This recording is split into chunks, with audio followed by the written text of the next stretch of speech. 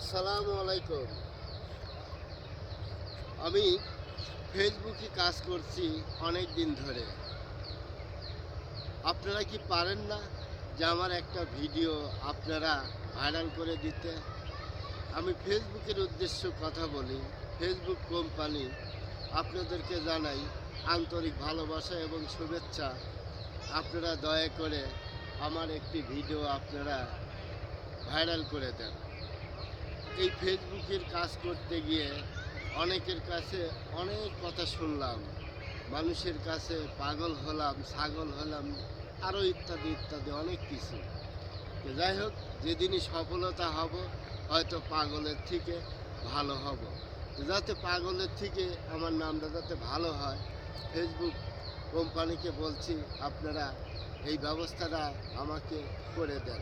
একটা অন্তত video viral করবেন। ভালো থাকবেন, সুস্থ থাকবেন।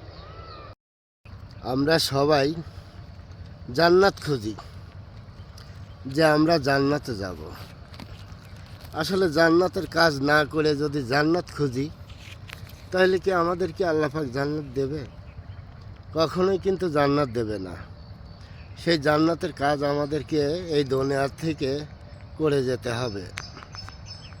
কারণ আমরা যদি সুদ ঘুষ খেয়ে আর মাথায় লম্বা টুপি দিয়ে যদি নামাজ পড়ি আর বলি যে আমরা জান্নাত পাবো, কখনো জান্নাত কিন্তু সম্ভব নয়। জান্নাত আল্লাহ পাক এমনই একটা সুন্দর জায়গা সৃষ্টি করেছে প্রতিটা মানুষের জন্য, ওখানে যাওয়াটা খুব সহজ। কিন্তু আমরা মানুষরা ওখানে যাওয়া অনেক কঠিন করে ফেলেছি, যার কারণে আমাদের জন্যই জান্নাত প্রযোজ্য নয়। তারপরেও আল্লাহ পাক একটি কথাই বলেছে কোরআনে, যে একদিন আমাকে ভালোবেসেছে, একদিন যে ইসলাম গ্রহণ করেছে, তার জন্যও জান্নাত আছে। কিন্তু জ্বলে পুড়ে কয়লা হওয়ার পরে সবার শেষে আমরা কখনোই যাইতে চাই না। আমরা যাইতে চাই সবার আগে। কিন্তু সেই আগে যাওয়ার মতো কর্ম আমাদেরকে এই দুনিয়ায় করে যেতে হবে। তাই আমি বলছি, যারা সুদ ঘুষ এবং মানুষের হক মেরে চলেন, তাদের উদ্দেশ্যেই কথাটা বলা। আজকের পরের থেকে আপনারা ওইসব কাজের থেকে বিরতি থাকেন। যার যার হক, যার যার পাওনা আপনারা দিয়ে দেন, এবং সুন্দর ভবিষ্যতের জন্য, আবার নতুন সূর্য ওঠার জন্য আপনারা নতুন করে আবার জীবন শুরু করেন।